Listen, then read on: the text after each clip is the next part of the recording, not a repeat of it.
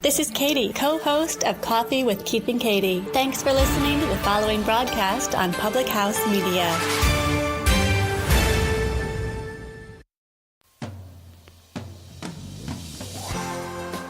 Oh, the sweet, sweet tones of Luther Vandross. That could only mean one thing. March Madness is back. Hi, everyone. I'm John Lauder. And I'm Christian Heimel. We host the Cheap Seat Sports Podcast on Mondays. We're excited to invite you all to the first ever Public House Media Bracket Challenge. Now is your chance to prove that you know more about college basketball than we do. And then hear Johnny and I complain about it each week. Oh, that's for sure. All you have to do is check out our Facebook page, the Cheap Seat Sports Podcast, find the link, and enter. Only one entry per person, though. Prizes will go to the top listeners, especially the ones who beat out Public House Media hosts like John and myself. And don't forget, to be eligible to win, you must like both the Cheap Seat Sports Podcast and the Public House Media Facebook pages. That's simple, guys. 2 clicks. Like the pages, join the group, and good luck in the inaugural Public House Media Bracket Challenge.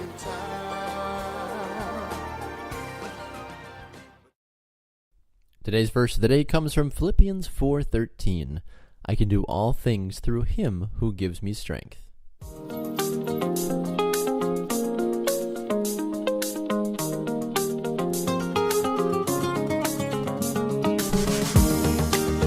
Good morning. Welcome to the Verse of the Day podcast presented by Public House Media. I'm your host, Baxter Colburn. Thanks for joining us today as we get ready for another episode of the Verse of the Day show. I definitely just want to encourage all of you to continue to come on back and listen and subscribe each and every day. The show comes out at 5 a.m. Central Time every single morning. 7-day-a-week podcast. It's a lot of work, but it's a lot of fun. So I highly encourage you to continue to listen and subscribe and share with your friends if you are enjoying anything that we do here at the show. We are also on social media, on Facebook and Instagram, so feel free to check us out on both of those, Verse of the Day Podcast and Verse Podcast on Instagram as well too. And if you would like to submit a verse for us to talk about on the show, like we would like to thank Kim for submitting today's verse, feel free to do so by sending us a message on Facebook and Instagram or by emailing us at verseofthedaypod, that's P-O-D, at gmail.com. If you asked a normal person on the street to name just one Bible verse, just one, I'd venture that they would probably go to either John 3:16, regardless if they knew that verse or not, or Philippians 4:13. The reason I say John 3:16 is because it was very popularized in the WWE, and Philippians 4:13 has been a common catchphrase for many, many, many, many years. So usually, even if you ran into just a non-believer on the street and said, hey, can you name one Bible verse? You don't have to give me the words, but can you name a verse? More than likely, John 3:16 or Philippians 4:13 or some variation of those will be tossed at you. I think it's incredible, too, how we can have defining things in our life that we're just always associated with certain topics. You know, you think about Bible verses. Like I said, John 3:16, I think is probably the most recognizable Bible verse in the entire Bible. Then you think about Apple and Microsoft, obviously computers, Ford and Chevy for cars, Starbucks for coffee, and so on. You know, people have those brand recognitions, those certain things that just are always associated about different things that we know.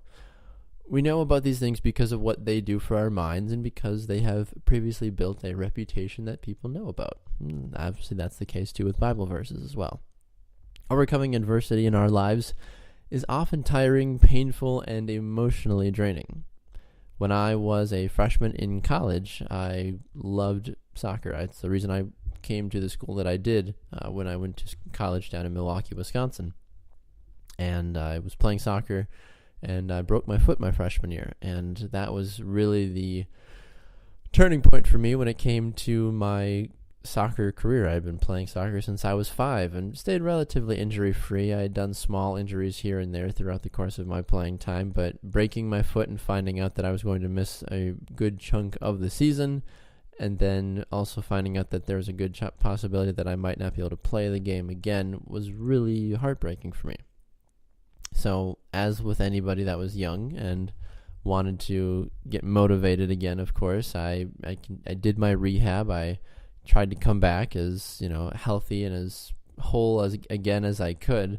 And as I did all of that, I got a brand new pair of soccer cleats as well too. And what I did is I put Phil 413 on the outside of my cleats. And I did that because obviously I knew that road to recovery was going to be very long and very painful and very frustrating most days, and it was and still is at times as well.